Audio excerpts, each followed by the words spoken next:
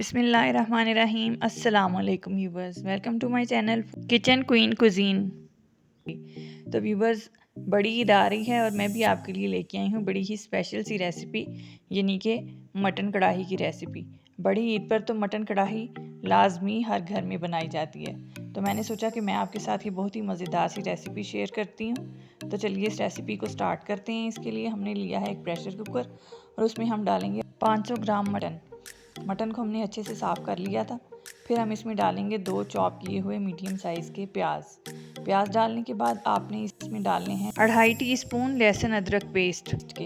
अगर आपके पास पेस्ट ना हो तो आप इसे साबुत भी डाल सकते हैं, क्योंकि ये जब आप इसे प्रेशर लगाएंगे तो वो ऑटोमेटिकली गल जाएगा। लेकिन मैंने पेस्ट बनाया हुआ था तो मैंने इसमें 2.5 टीस्पून इसमें मैंने जो है वो जिंजर गार्लिक पेस्ट डाला है और 3 कप मैंने इसमें डाला है पानी। और फिर हम इसमें ऐड करेंगे 1/2 टीस्पून नमक। 1/2 टीस्पून नमक हमने तब डालना है जब हमने मटन को टेंडर करना है। इसको टेंडर करने के लिए हमने 20 मिनट के लिए प्रेशर को बंद कर देना है और मीडियम फ्लेम पे हम इसको 20 मिनट के लिए चला देंगे।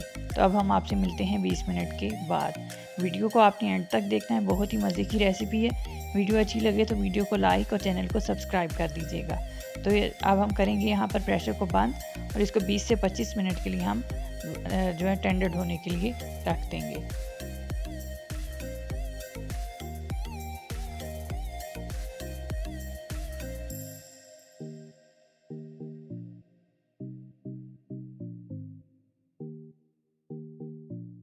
तो व्यूवर्स, यहाँ पर हमने प्रेशर को लगाए हुए 20 से 25 मिनट हो गए थे। अब हम इसे ओपन करके देखेंगे कि हमारा मटन जो है वो टेंडर हुआ है कि नहीं अच्छे से।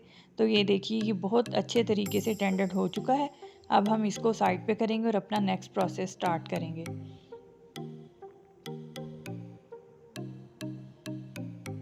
यहाँ पर हम लेंगे एक पैन और हम फ्लेम को करेंगे ऑन और इसमें हम ऐड करेंगे आधा कप कुकिंग ऑयल का।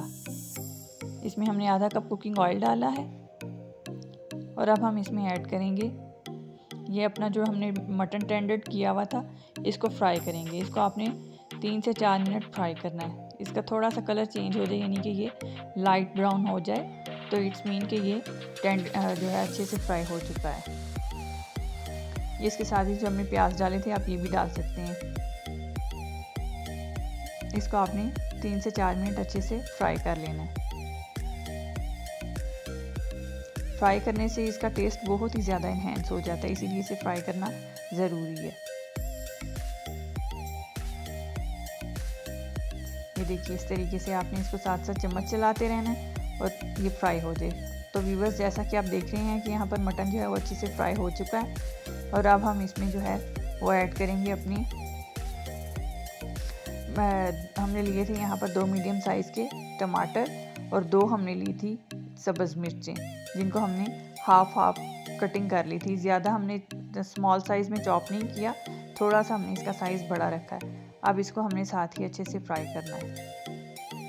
अब हम इसमें डालेंगे 1/2 टीस्पून ज़ीरा पाउडर, 1/2 टीस्पून इसमें जाएगा धनिया पाउडर और 1/2 टीस्पून हम इसमें डालेंगे गरम मसाला और इसमें 1 चुटकी जाएगा हल्दी पाउडर का और 1/2 टीस्पून अब हम इसमें डालेंगे दोबारा से नमक, क्योंकि 1/2 टीस्पून नमक हम पहले डाल चुके थे जब हमने मटन को टेंडर किया था और 1/2 टीस्पून अब हमने डाला है तमाम इंग्रेडिएंट्स के साथ और इसको अच्छे से हमने करना है फ्राई। और हमारे पास थोड़ी सी यखनी बची हुई थी, हम वो भी इसमें डाल देंगे ताकि इसका टेस्ट जो है वो और ज़्यादा इन्हेंस हो जाए। इसको आपने जो है 5 से 7 मिनट पकाना है। इस तरीके से इसे कवर करके रख दें। 5 से 7 मिनट में जो टमाटर हैं वो अच्छे से A few moments later. मसाला जात जो हैं वो गल जाएंगे। ये देखिए व्यूवर्स, जैसा कि आप देख रहे हैं कि यहाँ पर तमाम टमाटर वगैरह जो हैं, तमाम मसाला जात वो अच्छे से मटन के साथ पक चुके हैं। ये देखिए, जिस तरह से आप देख रहे हैं बहुत ही प्यारा इसका कलर आ रहा है, ऑयल भी निकल रहा है। अब हम अपने बाकी के तमाम इंग्रेडिएंट्स जो हैं वो इसमें डालेंगे।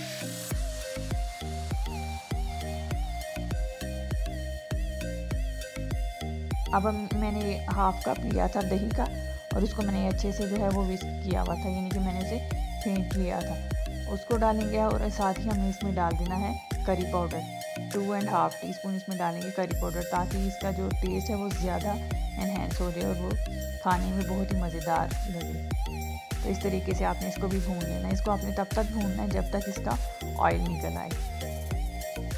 तो व्यूवर्स, जैसा कि आप देख रहे हैं कि मटन को जो है हमने अच्छे तरीके से भून लिया है, ऑयल निकल आया है और यहाँ पर मटन कढ़ाई जो है वो रेडी हो गई है। देखिए कितना खूबसूरत इसका कलर आया है और ऑयल भी कितने अच्छे से निकल आया है। इसी तरह से आपने इसे भून लेना है ताकि ये बहुत ही ज़्यादा टेस्टी बने। फिर आप इस पर स्प्रिंकल करेंगे थोड़ा सा धनिया। इस तरीके से आपने जो है वो सब्ज़ फ्रेश धनिया लेना है, उसे स्प्रिंकल करेंगे। ये देखिए इस तरीके से कितना खूबसूरत इसका कलर लग रहा है। आप ये रेसिपी ज़रूर ट्राई कीजिएगा। और साथ ही हमने इसमें थोड़ा सा स्प्रिंकल करेंगे बारीक कटा हुआ अदरक। इस तरीके से आपने इसे स्प्रिंकल करना है। तो अब हम आपसे मिलते हैं नेक्स्ट वीडियो में। अल्लाह हाफिज़।